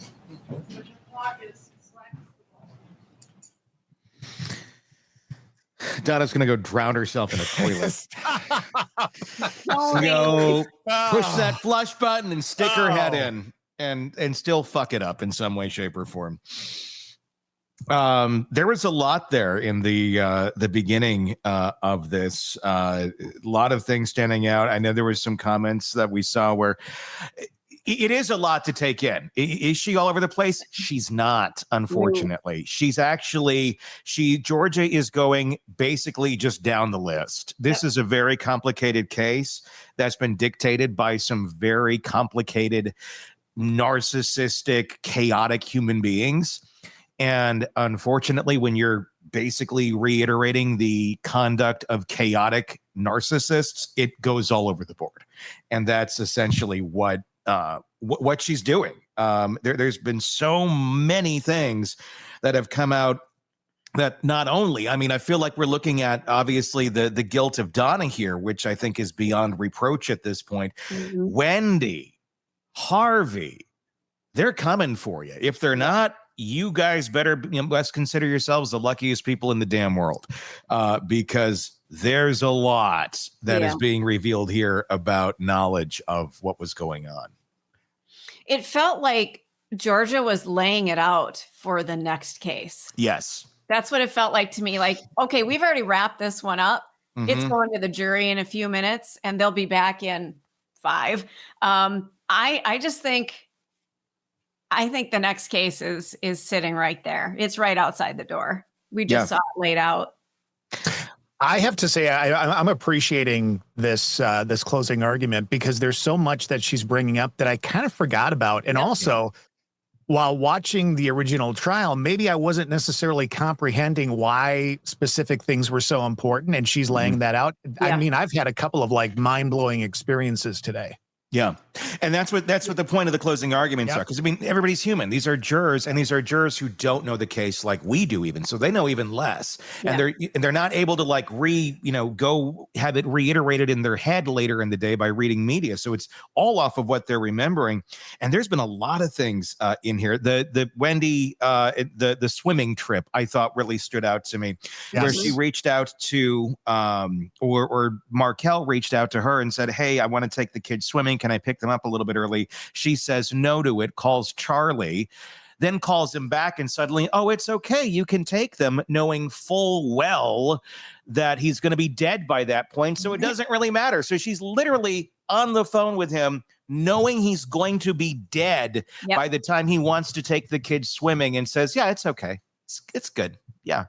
You can go take him wherever you want. You can take him to Europe if you want to. Go for it." That's the assumption one would have to make. Obviously, Wendy's never been charged with anything, but here's some reasons to charge her and her on the beach with Catherine McBonna. That I thought was an interesting photo too, where they're all sitting there in their bikinis, and it's like, oh, I didn't know you were that. I didn't connect that they had ever been that tight together, that they had an experience together where they're having cocktails and in swimsuits on the beach together. That was like, oh shit. Like, that's what a lovely friendship, right? Goals. Yeah. My God. There's a lot here to come, and she still has more testimony to give, or more of the closing to give. Georgia Cappleman, and we're going to go to that in a second. And then after that, we're going to see the closing arguments from Tom Petty's love child. So that'll be very exciting. I wonder if it's going to be to music or not, how he's going to, or how she's going to enter the room. Is there going to be smoke or anything? I'm just, there will be some free falling, let me tell you. Oh, there you go. Best thing I ever had. Yeah. It's Miss Donna's last dance, that's for sure. Let's continue on, huh? Let's continue with the closing arguments. When happens, you get to observe this defendant and her son in action working the problem. Neither of them would ever just lay down and let themselves get victimized by anyone. The bump is an actual recorded example of how these two act when they're threatened by an extortionist, in this case, a blackmailer. And it's the complete opposite of how they say they've been acting before in the previous extortion. Several other things to note about this.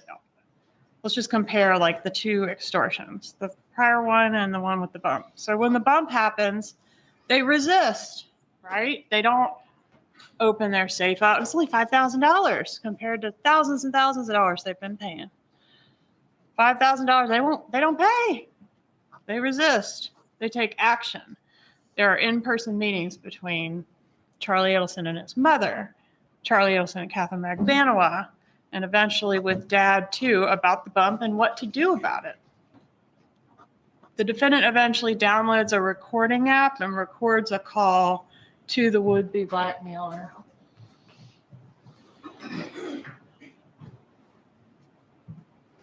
So she records this call, an action that wasn't taken in the 2 years that they were being extorted previously. Charlie tells Ryan Fitzpatrick about the bump, although he never mentioned being extorted over the previous 2 years to Ryan Fitzpatrick. They investigate the bump. This defendant questions every aspect of the undercover, his look, his words, his behavior. It's done like that. It's not done like that. Charlie enlists Catherine Magbanua to find out who it is and to handle it, right? Charlie says he's not going to take it lying down. He threatens Nazi shit if they mess with his family. Katie, I don't care what I spend. You better kill him because he's going to be a big problem. If he can't do it, I'll have someone else do it. Now these guys want an extra $5,000. You're going to kill him when you've been paying, I don't know how many, $100 and some odd $1,000 over the past 2 years. You weren't killing anybody then. They don't pay the money. If Mrs. Adelson has been blindly writing these checks every 2 weeks for 2 years, and her son has been paying additional monies each month on the layaway plan to the extortionist, and they've done nothing to investigate it, nothing to report it, nothing to stop it, but now they're going to launch a full-scale investigation over $5,000 more dollars? They don't call out Catherine Magbanua. According to Charlie and this defendant, they've been paying Magbanua now for 2 years, or at least funneling money through her. And here Charlie is talking to the person that's been collecting that money over all those months. But at no point does he acknowledge in that Dolce Vita recording or even allude to this long history of payments he's been making to her. This long history of extortion that's been ongoing through her. While they're still in the restaurant, Charlie gives Magbanua instructions. Say my friends have no idea what you're talking about. And frankly, I don't know what you're talking about, but the name sounds familiar of who's incarcerated. So I'm going to give you something as charity to help the less fortunate, but do not contact these people again or they're going to the police. The whole time you're talking, just say, I don't know what's going on, and only use the words help and charity. Charlie proceeds to give Magbanua a whole lecture on blackmail, which is pretty ironic in light of the fact that his defense is she was blackmailing me or extorting him. And these are just a selection of the incriminating quotes from the Dolce Vita recording that you all heard. After the meeting with Magbanua at Dolce Vita, Charlie calls the defendant in call F and tells her he had coffee with a friend and gave her some good relationship advice. Well, at this time, Catherine Magbanua is living with Sigfredo Garcia. Relationship advice. This means he talked to Katie and she's going to talk to Garcia and they're going to handle it and deal with the problem. Donna seems to understand this from the use of the term relationship advice. In call G, she is less sure than Charlie that this is the police. That's his theory. She's worried it might not be accurate. She says she has a different theory. He assures her repeatedly it's being handled. There's nothing to worry about. Don't freak out. Magbanua does not want to make that phone call, though, and neither does Garcia. And you hear him pretty emphatic on that wire that he's not making that phone call. But everybody starts lying to each other about having called it because everybody wants to reassure the co-conspirator up the chain that it's all good. I'm handling it. It's not going to come back on us. Charlie expresses concern that if they pay the money, they'll create a monster that will demand more and more and more money. And the defendant replies to that exactly. So these calls go up and down the train cars, back and forth and back and forth and back and forth. Donna to Charlie to Katie to Garcia and back over and over again. In call R, Charlie is telling Magbanua that he has a very nice gift for Garcia's birthday. So if we think about his defense, the defense that this guy is extorting him after he, on his own, went and killed the ex-brother-in-law, he's going to buy a birthday gift for the guy? The man that he knows killed Dan Markel? And Donna says this is the truth. The truth is out. Once Charlie and the defendant finally decide for sure that the bump is an undercover as opposed to a real gang member, bad guy, you have never seen two people so happy to be under investigation for first-degree murder in your whole entire life. They convince themselves that they're untouchable. It's just the FBI fishing. They don't have anything on us. If they had anything on us, we'd already be at the airport. They're thrilled about it. Even on the call that the defendant staged and recorded to the undercover where she's proclaiming her innocence, it's pretty interesting the words that she chooses. For example, she says, "I'm out of the loop." How odd is that statement? It implies she knows there's a loop and she's not in it. The evidence has shown that the co-conspirators in this case were all on a need-to-know basis for their own protection. That's why Catherine Magbanua wasn't shown the murder instructions. That's why no Adelson had any contact with the hitmen. And that's why the defendant didn't attend the murder meetings with Charlie Adelson and his mother. They were insulating each other. She was out of the loop on the stuff that the undercover was talking about. You know, my brother in Broward, Luis Rivera, she didn't know anything about Luis Rivera. She was out of the loop on that. But she was in the loop on Catherine Magbanua. She knew an ex-girlfriend met Catherine Magbanua. She knew that Catherine Magbanua needed to give relationship advice to deal with the problem with her baby daddy. She was in the loop on paying for this murder, and she was in the loop with Charlie to get a win for the Adelson family. In May of 2016, after the bump, the defendant stops writing checks. The bad guy comes up to you and wants more money. So what do? You stop writing the checks you've been writing for 2 years under some threat? She's still not going to the police, but apparently she's not scared anymore. She's going to stand up to him and stop writing the checks. Okay. Why? Isn't it because she's gotten spooked, because she's figured out this is law enforcement and they're getting close? In May and June of 2016, Garcia and Rivera are arrested. The news of this makes it all the way to Rob Adelson's operating room. When Rob next speaks to his mother, he says, "Hey, they got the guys.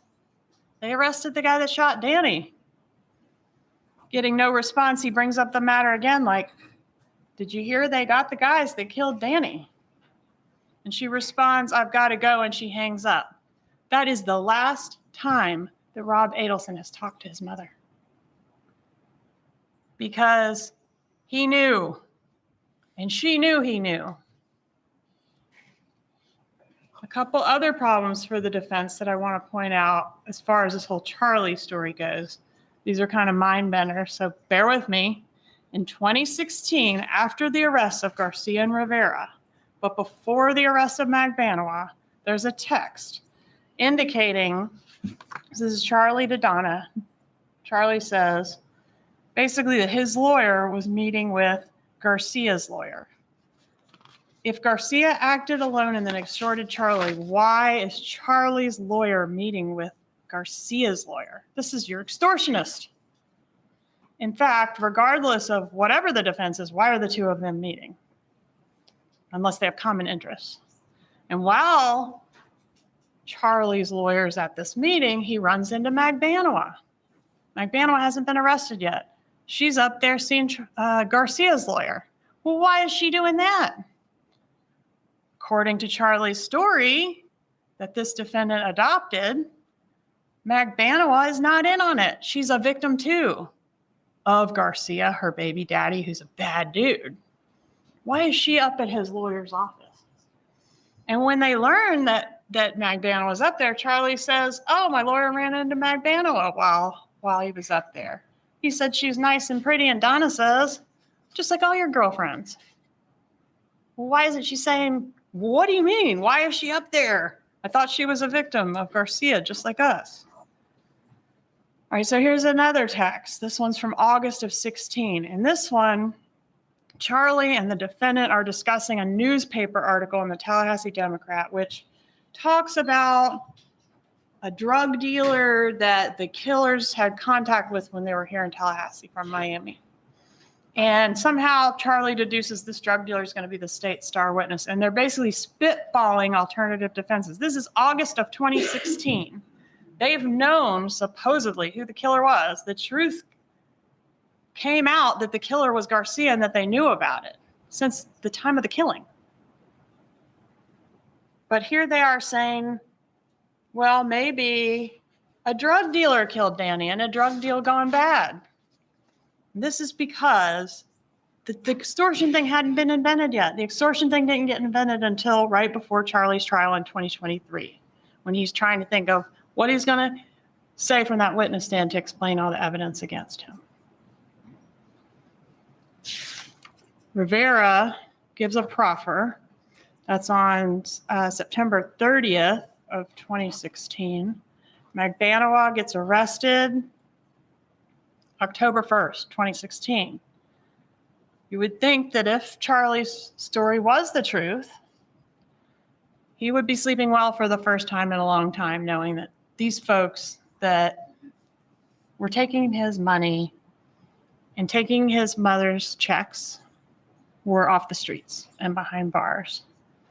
But to the contrary, you've heard evidence that he started freaking out around that time, and so did the defendant, right? His behavior became erratic. He became angry, paranoid, stressed. Per June, he got a second phone. He started sleeping with a bag of clothes by the bed.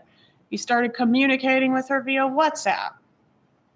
In April of 2022, Charlie gets arrested. In that Dolce Vita restaurant recording, he repeatedly refers to the bump as a blackmail attempt. He uses the word blackmail on the Dolce Vita recording.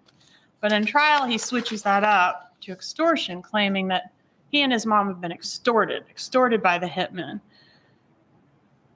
That was going on since 2014. But interestingly, in October 16th of 2023, so just 7 days before Charlie's trial started, this defendant, Donna Adelson, Googled the difference between blackmail and extortion.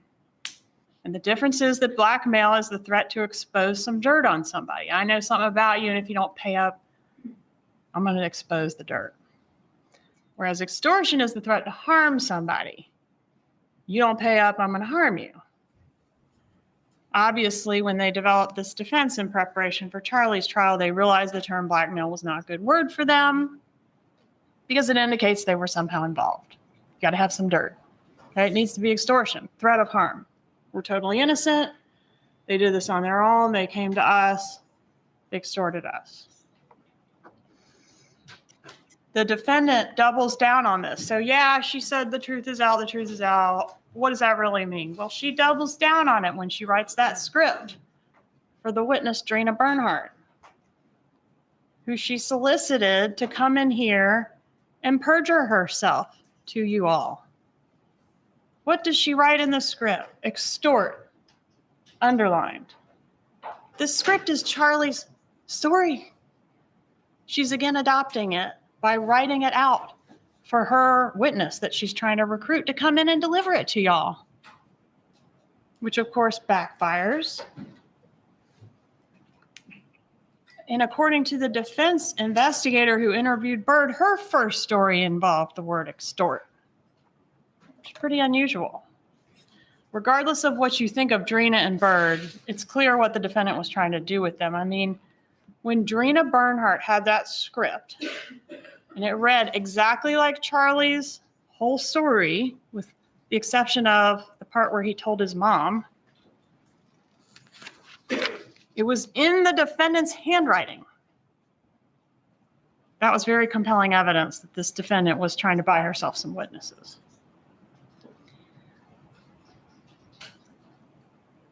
I do want to talk about one more piece that has to be dealt with regarding this whole story of the extortion. And that's that Wendy wasn't in on it. Okay, there's a text November 1st of 2023. So this is after the truth comes out. This defendant texts Wendy Adelson, her daughter, and acknowledges that Wendy doesn't know anything about all this extortion stuff and like, sorry, we had to keep it from you for so long kind of thing. If Charlie's defense was the truth and Charlie and this defendant knew there was a threat to Wendy and her kids from the people that killed Dan, it's a little shocking that they failed to mention it to her. Instead, they let her and the boys move to Miami where the bad guys were and, you know, walk up and down the street without any extra protection or even knowing that the killers knew who they were and had threatened their lives and lived there in Miami. The defendant also acknowledges in this November 1st text at the bottom there. Next one. Previous one, maybe.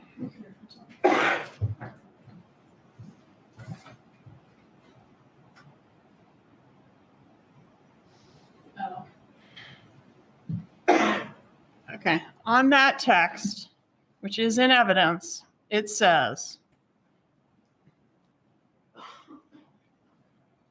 get the quote, "You know I'm next." This is the defendant to Wendy Adelson. "You know I'm next, but that won't happen. I'll take care of that." An important insight into her state of mind when you're considering this evidence about her flight to Vietnam. All right, 11/6/23, Charlie's jury is deliberating. The defendant gets angry about Wendy sending prayer hands. I guess, you know, your brother's on trial for his life and you're sending prayer hands and an emoji.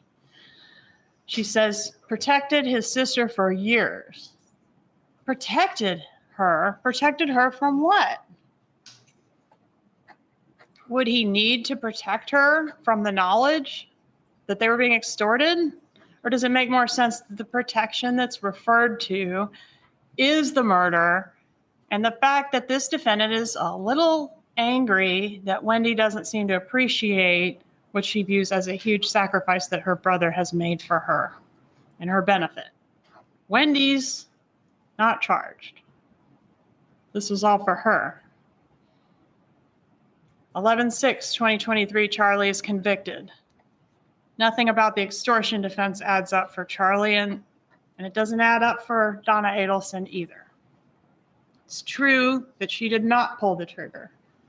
She's guilty of first degree murder as a principle, which we talked about at jury selection, about how a party who assists in the murder can be charged and convicted the same as the person that pulled the trigger, even if they're not physically present when the trigger's pulled, which is not disputed that she was not. And you all agreed to follow that law, even if you ended up not liking it, right? I don't know if anyone admitted to not liking it, but you don't really know if you're going to like it or not until you have to make a decision. If you don't like it, you still must apply it. I know that I can trust you to do that. We talked in jury selection about the difference between direct and circumstantial evidence. And it's true that this is largely a circumstantial case.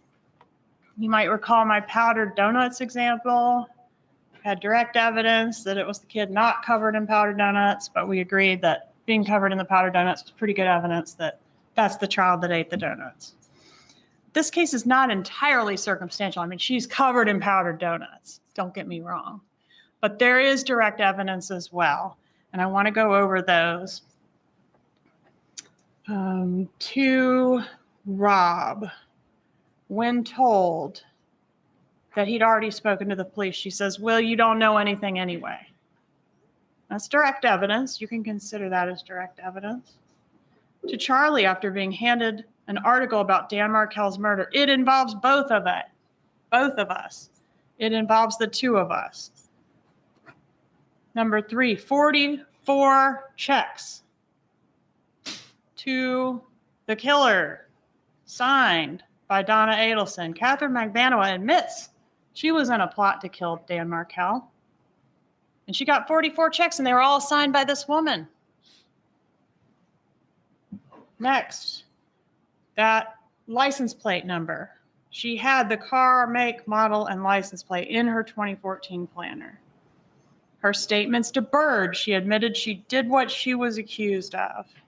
The script written by this defendant in this defendant's handwriting for Drina Bernhardt to come in here and deliver to y'all about stuff that wasn't true.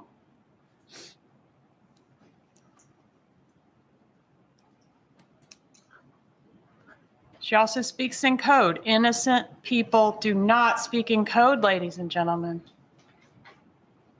And consider the things she didn't do. She didn't want to talk on the phone. She didn't want to talk in the apartment. She did not want to send a picture of the bump flyer to Charlie. She didn't say the name of Dan Markel. Anywhere on that wire, she did not say his name. Dan, Danny, Gibbers, that asshole, nothing. Why not? And she didn't go to the police. Nice, normal, Jewish grandmother approached on the street about a murder and an extortion attempt. She didn't go to the police? Why not?